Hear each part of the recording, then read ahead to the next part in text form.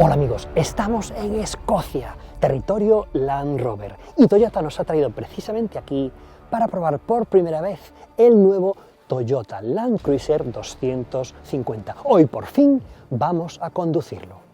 El objetivo de este vídeo es triple. Por un lado quiero contaros qué tal va este coche tanto en carretera como fuera de ella. Para eso hemos venido aquí. En segundo lugar, me gustaría explicaros con todo detalle cada una de las decisiones técnicas de diseño que han llevado al coche a ser como es. Y por último, como conclusión, me gustaría poder recomendar o no recomendar este vehículo tanto para amantes del 4x4 como para gente que esté pensando en comprárselo como coche familiar sin intención de sacarlo de la carretera. 72 años de historia, 8 generaciones y más de 10 millones de unidades vendidas en todo el mundo nos contemplan. ¡Empezamos! Para escoger tu próximo coche, visita quecochemecompro.com, el comparador de Diario Motor. La historia del Toyota Land Cruiser se remonta hasta 1951.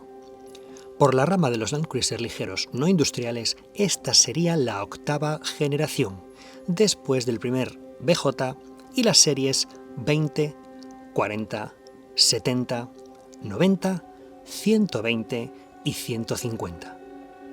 Mide casi 5 metros de largo, casi 2 de ancho y algo más de 1,90 de altura. Con una batalla de 2,85 desplaza una masa en orden de marcha superior a los 2.300 kilos y puede arrastrar el máximo legal de 3.500. Antes de conducirlo, vamos a intentar entenderlo punto por punto, empezando por su estructura.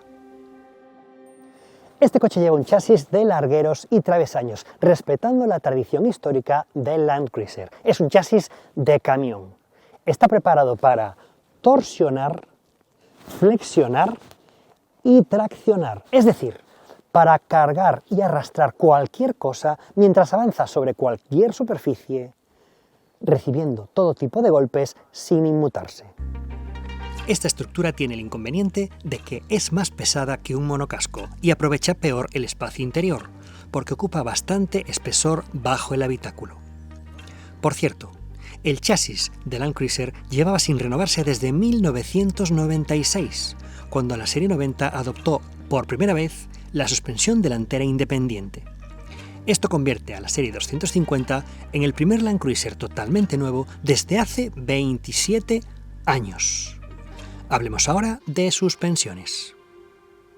El nuevo Land Cruiser mantiene el eje trasero rígido, un eje que supone una gran robustez y una mejor articulación en terreno irregular que la suspensión independiente.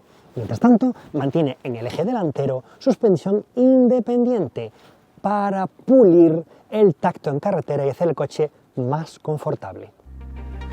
Los inconvenientes del eje rígido trasero son que el diferencial queda bastante bajo, que su gran masa puede generar rebotes y que la trayectoria del coche es menos precisa, ya que una rueda afecta al movimiento de la otra en todo momento. En otros mercados, Toyota ha instalado una suspensión de amortiguación activa, que podría atenuar algunas de estas desventajas, pero el motor diésel que llega a Europa no lleva la suspensión activa. En el eje delantero, con suspensión independiente, tendremos menos robustez y algo menos de articulación que con un eje rígido, a cambio de una conducción más cómoda y precisa en carretera. Contamos en esta edición con bloqueo de diferencial central y bloqueo de diferencial trasero, pero el eje delantero mantiene un diferencial siempre abierto y está gobernado por la tracción electrónica.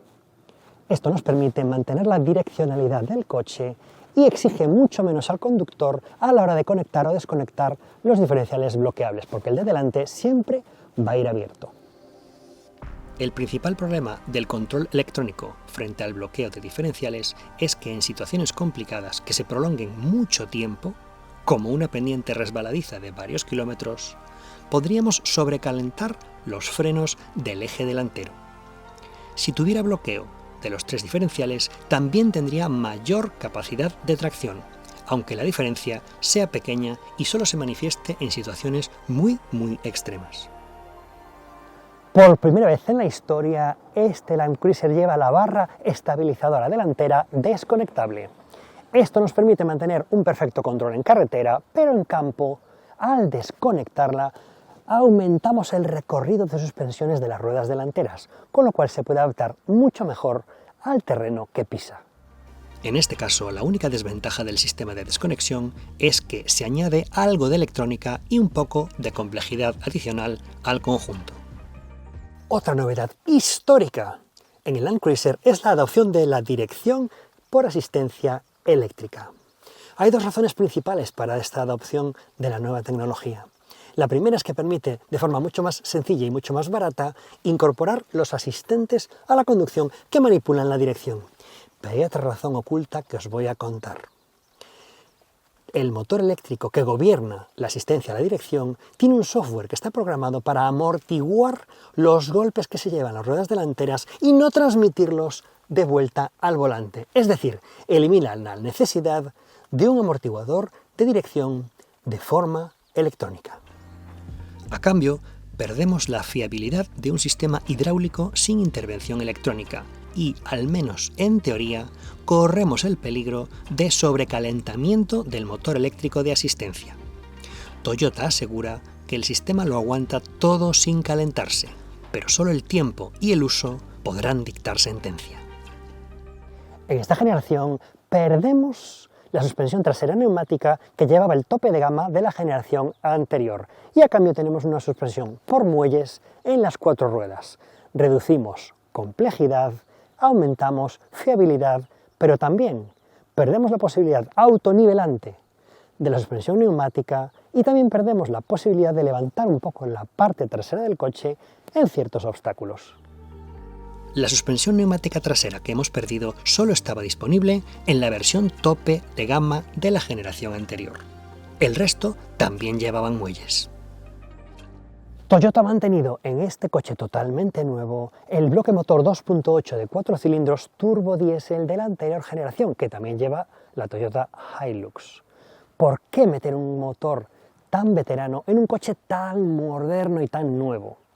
Por dos razones. La primera, evidentemente, la fiabilidad. Este motor ha demostrado que puede recorrer más de 1 millón de kilómetros sin inmutarse.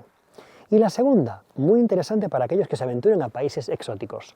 Todas las piezas de recambio que había hasta ahora distribuidas por todo el mundo siguen funcionando porque el bloque de motor es el mismo. Solo han tocado la gestión electrónica y el turbo. A cambio de esa fiabilidad, tenemos un motor que no está a la última en tecnología y se queda un poco atrás respecto al resto del coche. En 2025 llegará una microhibridación que nos ofrecerá la etiqueta Eco, pero se aplicará a este mismo motor. Vistos ya los principales elementos de diseño, echemos un vistazo al interior.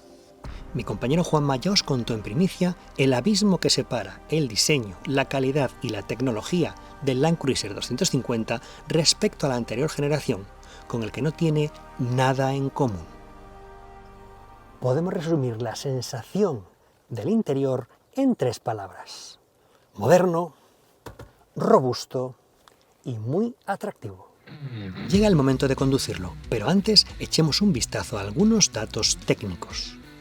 Como ya os he comentado, el motor es el conocidísimo bloque de 4 cilindros en línea y 2,8 litros, que desarrolla 204 caballos a tan solo 3.000 revoluciones por minuto y 500 Nm de par a partir de 1.600 vueltas. Con esa potencia y esos regímenes, parece más el motor de un barco. De momento no hay datos homologados, ni de aceleración ni de consumo, pero podemos esperar cifras bastante altas tanto en uno como en otro aspecto. Y ahora sí, pongámonos en movimiento. Ya estamos al volante del nuevo Toyota Land Cruiser 250. Y lo primero que os voy a contar es qué tal va sobre asfalto, donde pasará la mayor parte de su vida. El cambio con respecto a la generación anterior es un auténtico abismo. Hemos pasado de un tacto industrial y casi agrícola de la anterior generación al tacto de un SUV de tamaño grande de la actual generación. La dirección electrónica es muy diferente de la dirección hidráulica que teníamos antes. Es mucho más precisa, mucho más suave y se parece mucho más a la de un turismo. Con respecto al comportamiento, sucede lo mismo. La suspensión es bastante firme, sorprendentemente firme, con lo cual mantiene muy bien el control de las inercias en asfalto, aunque me mete la duda de cómo irá una suspensión tan dura en 4x4. Esto lo veremos un poquito más adelante en este mismo vídeo. Pero de momento en carretera me encuentro un coche que me atrevería a calificar incluso de casi ágil con respecto, insisto, a la anterior generación. Trazadas precisas, dirección suave. Es un coche moderno que ha saltado por fin al siglo XXI. La mejora es un abismo, está claro.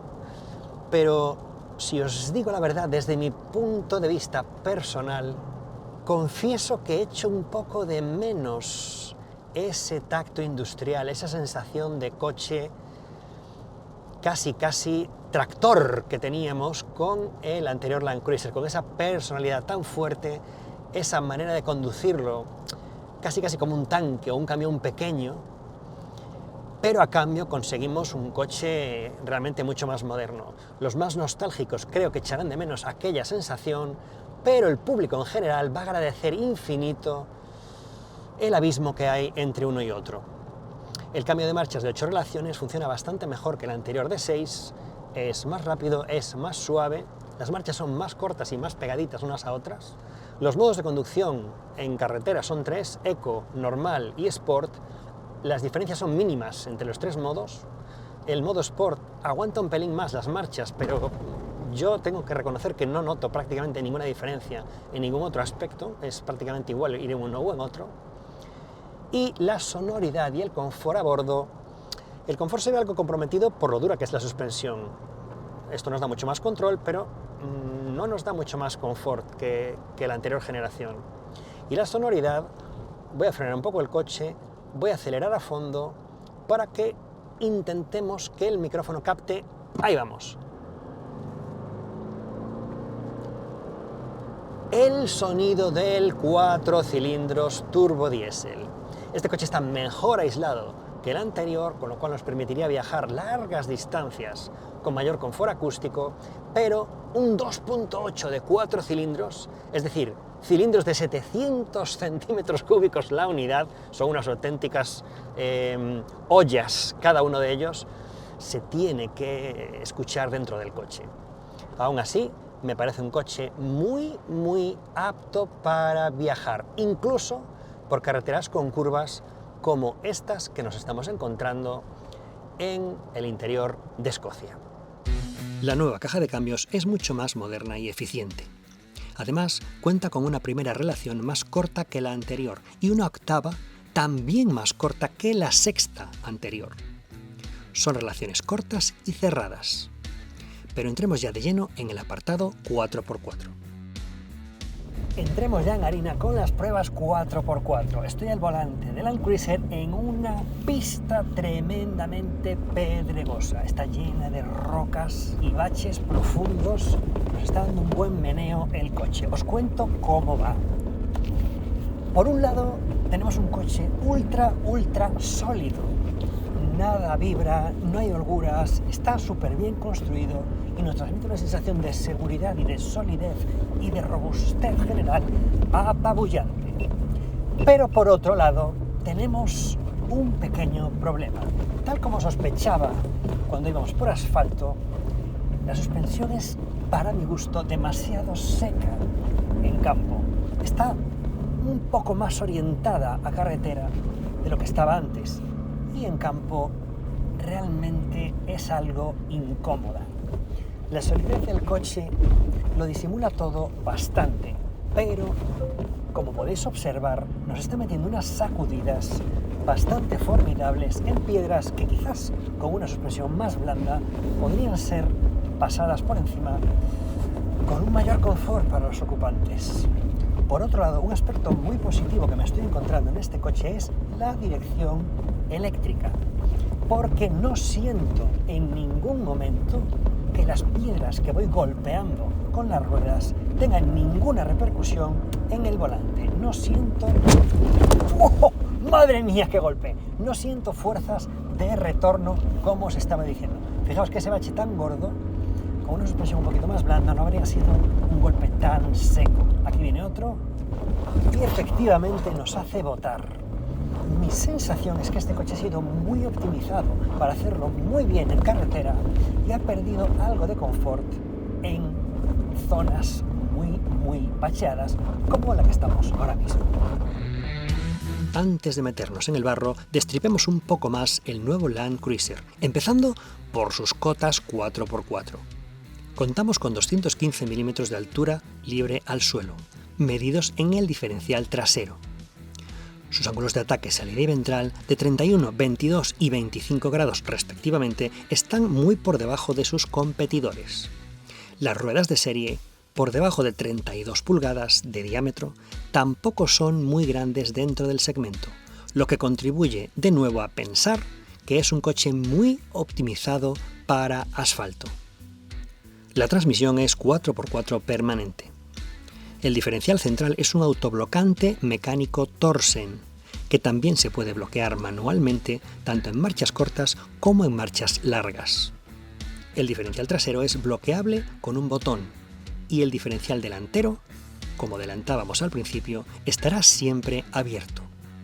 El nuevo Land Cruiser, junto con el Land Rover Defender, se quedan fuera del selecto club del bloqueo total, en el que militan el Mercedes Clase G, el Ineos Grenadier, el Jeep Wrangler, el Ford Bronco y la Ford Ranger Raptor. Llegamos ya al circuito de barro más extremo de la presentación. Hay muchísima agua, hay muchísimo barro y nos han dicho que hay varios vadeos. Llevo conectada la cámara de visión delantera que me hace el capó transparente y me resulta muy útil para ver por dónde pisan las ruedas exactamente.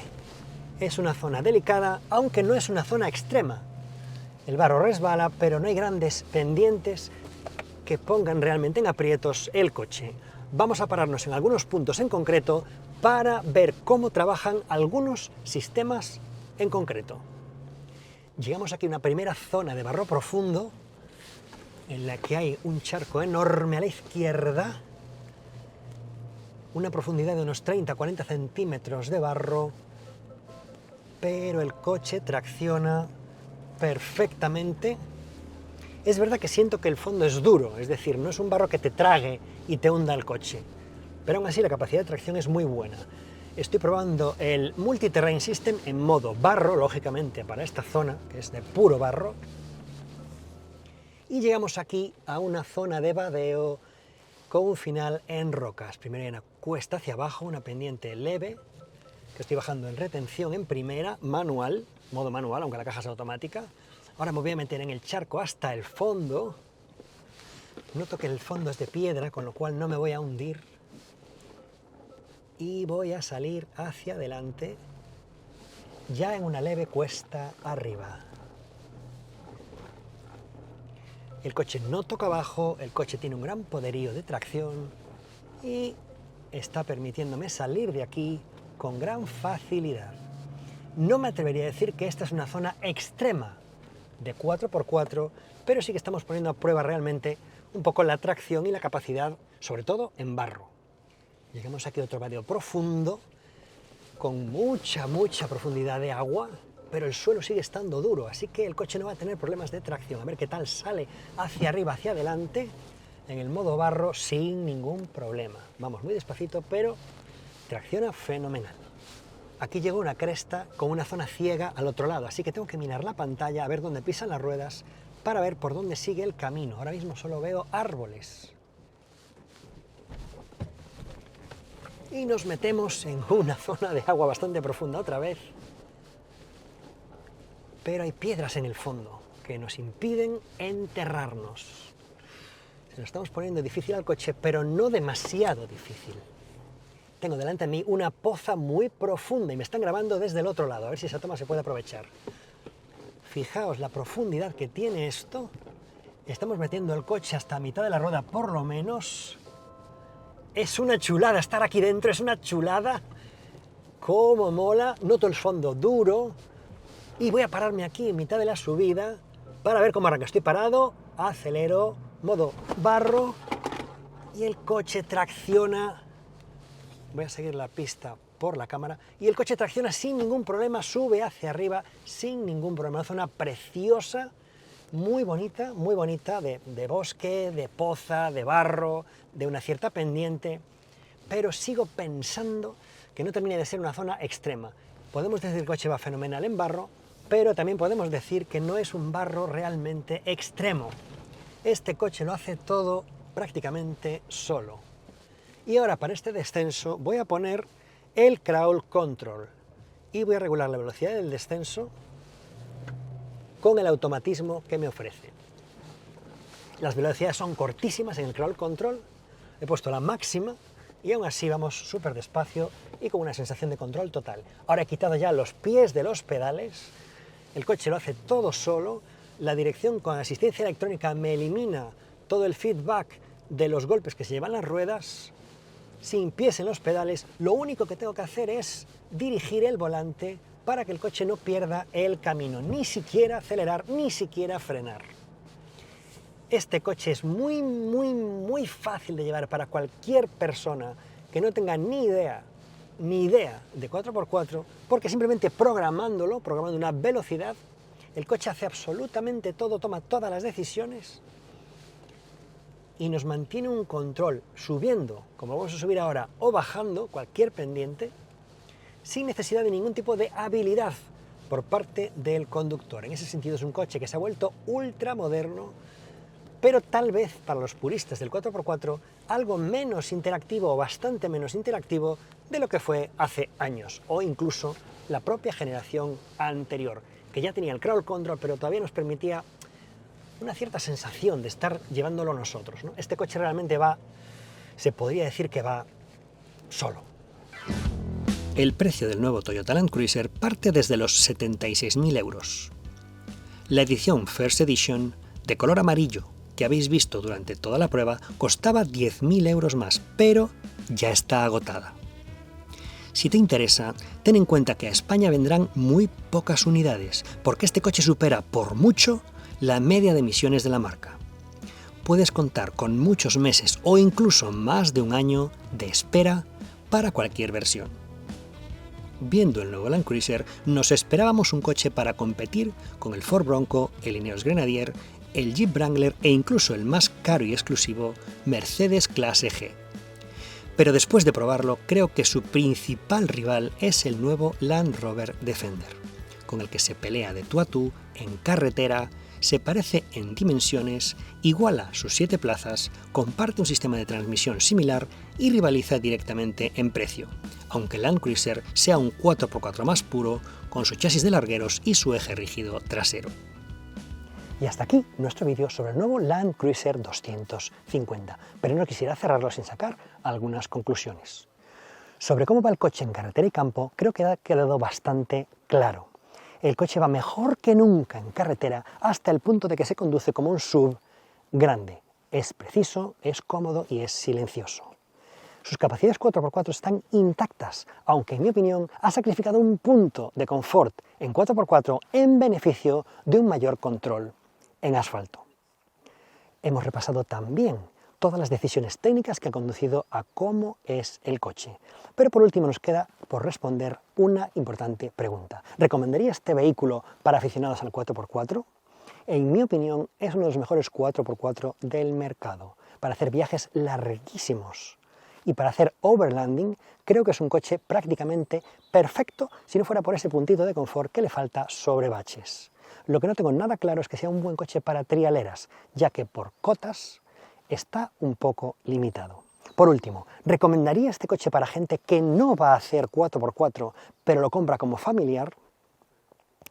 Contra todo pronóstico, y por muy polémico que resulte lo que voy a decir, en realidad sí lo recomendaría para gente que no va a hacer 4x4. Es verdad que van a pagar un montón de cosas que no van a utilizar, y eso es una pena.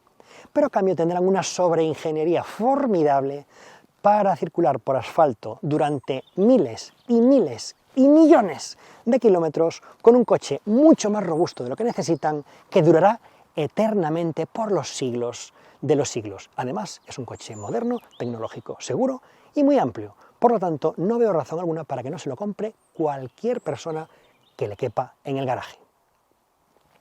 Si os ha gustado el vídeo, por favor, dadle a me gusta, suscribiros al canal y activad la campanita para que os sigan las alertas de todos nuestros vídeos. Nos vemos en la próxima.